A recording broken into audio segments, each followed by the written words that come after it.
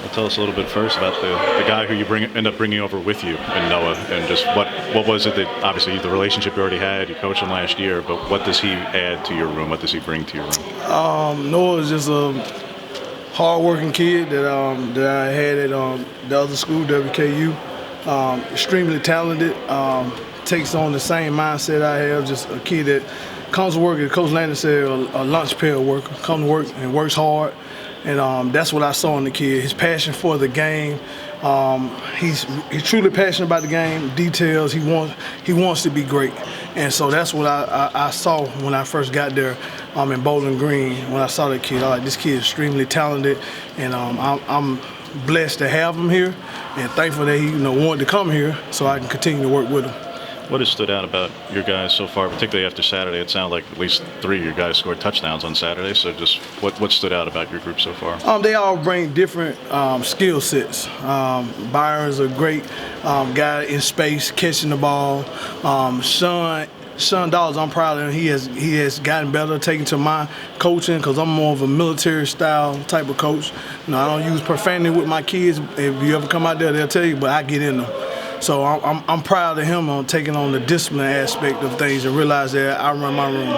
But I'm so proud of him and his development, how he's gotten better. He can do it all. He can run between tackles, catch the ball, get him in space instead of getting better. Noah Whittington is Noah Whittington. If y'all been out there, you got a chance to see him. Hard-running kid. He can catch the ball, plays good without the ball. But all three together, we'll have something special with those three. A couple of months ago, we got to see a video of Dan Lanning FaceTiming you with some of your former players, talking to you about the job and stuff. What kind of experience was that for you, just seeing your guys, seeing this new coach connect with your guys like that? Well, anybody that knows me knows that those 5 guys from Memphis, they mean a lot to me, just outside of the football, because I wasn't a running back coach there per se, but I always carried myself as that. I didn't care what my title said. I know I'm here to serve these kids, and I still live by that. So those 5 guys mean a lot to me, and the other running backs that I had, and I pour into their life. So that was special to have them guys on that call, and those guys wanted to be on that call. And they know the journey that I had to get into this profession. But for the past 3-4 years, those guys get a text from me every morning, because it's about the relationship with these kids. I tell kids all the time, the football aspect for me, that's second. I'm really in this to pour into these kids, because the only thing they learn from me is how to run power, counter, and pass block. I don't fail them, I don't fail myself, and I don't fail their parents. So I pour into these kids. That's what's important to me. How much fun has it been to watch those guys go on and have such success at the NFL level? I mean, it's been fun. They don't like getting phone calls from me sometimes, like when they put the ball on the ground or they got the ball in the wrong spot, and they know they better answer the first time I call. They'll tell you, they never call me Coach Lock. Those 5 guys, they call me Coach Meatball. So they know when I call, I will hear Darren Henderson or Tony Pollard or Gibson or Gainwell or Patrick Taylor, Meatball, what I do wrong. But I love those guys, because like I said, I really wouldn't be standing here if it weren't for those 5 guys. I wouldn't be standing here if it wasn't for Dan Lanning or Kenny Denningham or Joe Lawrence. If it wasn't for Dr. Sherman Morris, these guys I'm naming that was there at Memphis. I wouldn't be standing here if it wasn't for Josh Storm. I most definitely wouldn't be standing here if it weren't for Mike Norvell. So those relationships means everything to me. Tell us a little bit more about your background, Carlos. And I know obviously you were a high school coach in Memphis as well, but it's hearing also that you were in law enforcement prior to that. So just tell us a little bit about how did you get into even Memphis high school coaching? I was a ball player myself, and I had an injury. I went to, I was an undrafted free agent with the Giants, got up there, and I had an injury, and I ended up, getting out of football. I played arena football for a while when I was done with football, and I went in law enforcement. I've been a correctional officer. I've been a police officer, and I did some special detail work for the government. And once I got in doing that, I wanted to give back to the community. And I never look at myself as a college coach. I represent the high school coaches of Memphis, Tennessee. I represent those guys, because it's going to be somebody that come after me, so it's important that I succeed. So I got into coaching high school football there in the great city of Memphis. I did that for 8 years, helping building up coaches' programs, running the offense, instilling discipline into their weight room programs. And I got the bright idea that I told my wife, I said, this is what God want me to do. I want to coach football. So I got the bright idea. I walked over there to Memphis, and literally just started coaching and pouring into young men. So that's why I determined everybody, what's the walk-on coach? I literally walked into this profession.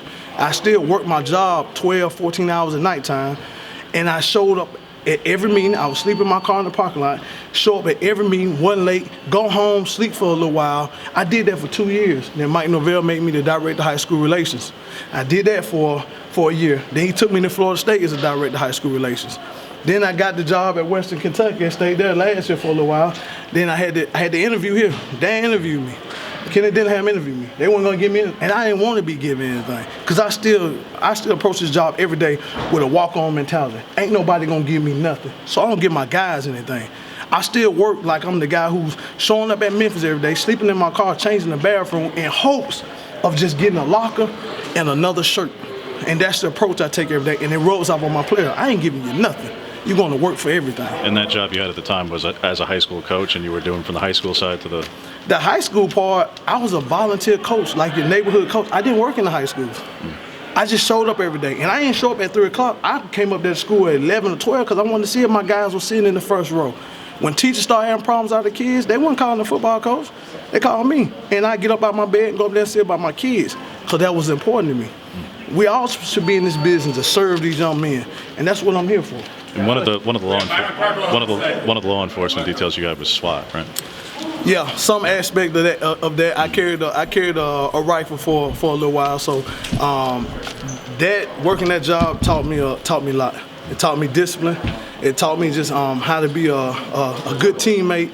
Like I said, I'm here to serve Coach Landon. I'm here to serve his kids, Coach Dillingham. Every coach I'm around, I'm here to serve them, to make sure they achieve their goals and dreams. Because for me, man, a lot of people say I'm supposed to be here. So I take that approach every day. I'm ultra competitive.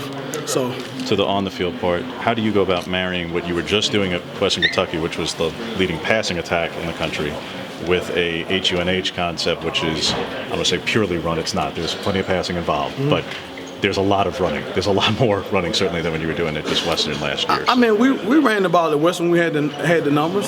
Zach Keekley, who is now the OC at Texas Tech, we ran the ball. We had the numbers, but it taught me a lot about the passing game, pass protection. I was able to get even better at that. And the run game part for me, that was the easy part. So coming here and being back in the running game, and I've been around Coach Dillingham at Memphis, at Florida State, so I know what his expectations are. So that part has been easy for me. As of your background, do you feel like as of 34 years here, there's been a lot of continuity at running back, as I'm sure you know, with C.J. Averdale and Travis Dye. Now, in the spring, it really feels like the carries are up for grabs. With the guys that you have on the roster, how do you feel like they kind of complement each other? Hey, like I always tell people, them things will sort themselves out. For me, the standard here, when I first got here, was to reach out to Coach Campbell and to reach out to every one of those backs, because that's the standard. And it's my job to get that room back to that standard. I know there's other running back coaches that came after Coach Campbell, but to me, from 1983 to 2016, that guy, he the standard. And if there's anybody I want to model myself after, it's Coach Campbell. And he would text me, I would text him, I would text some of the running backs that have been here to let them know, man, I respect what y'all done here, and it's on me to get that room back to the standard. You mentioned Coach Campbell and past running backs. When you got guys like LaMichael James and DeAnthony Thomas coming back for the spring game, what does that mean for you? How excited are you to kind of get with them and talk to them? And it means a lot. I talked to both of them. I talked to LaMichael. I talked to KB, Kenyon Bunner. I talked to DeAnthony. These guys are giving me their numbers. I talked to Ruben Drones, Jeremiah Johnson, Dino Filial, who's here. All these guys, I reached out to these guys. LeGarrette Blunt. They gave me all the numbers these guys talk to and be able to try to build a relationship with. Because like I said, for me, this business is all about relationships. And like I said, if I was to leave here tomorrow, I want guys to know, man, I cared about my kids. I'm passionate about football. Every day I take this job as if, I'm the best developer of the running back position.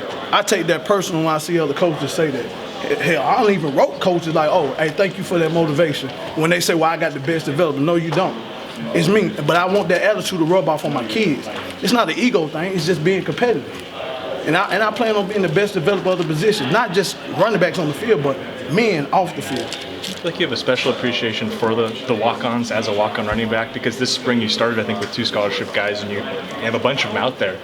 Do you feel like you have a special appreciation for what they offer the program? Well, for me, I don't have walk-ons in my room. Okay. I treat all my guys get it. All of them on scholarship to me. because I'm going to coach all of them the same. I said the same thing when I was at WKU. If you ever go back and hear an interview there, I don't have walk-ons in my room because all of them going to get it from me. I'm going to pour into each and every one. I'm not going to sell no kid short because they're here for me to serve them, whether they got financial aid or whether they don't, I don't care. I'm going to coach them. Coach, can you talk about the feeling that you have when you watch one of your guys in the NFL, like Antonio Gibson scored 3 touchdowns on a big Thanksgiving game? What is that feeling for you when you watch him have such a big moment? Well, I ain't feel good about that one because he scored a touchdown against my Cowboys. So I'm happy. I'm happy for those guys. But as much as those guys, as I pour in those guys, those 5 guys, they know the journey. They poured into me. They motivate me. And like I tell everybody, I wasn't a running back coach at Memphis. That wasn't my title. But I never carried myself in anything else but that. So I could prepare for this moment. And I poured into those young men. It didn't matter the title. Titles are what? They're giving. I worked my butt off. Those kids know, so guess what I end up earning from them in the end? I earned their respect and their love. So that was important to me, and I'm happy for those guys, and that's why I stay in contact with them. Love each and every one of them. Thanks, Coach. Thanks, Coach. Nice to meet you. Appreciate it.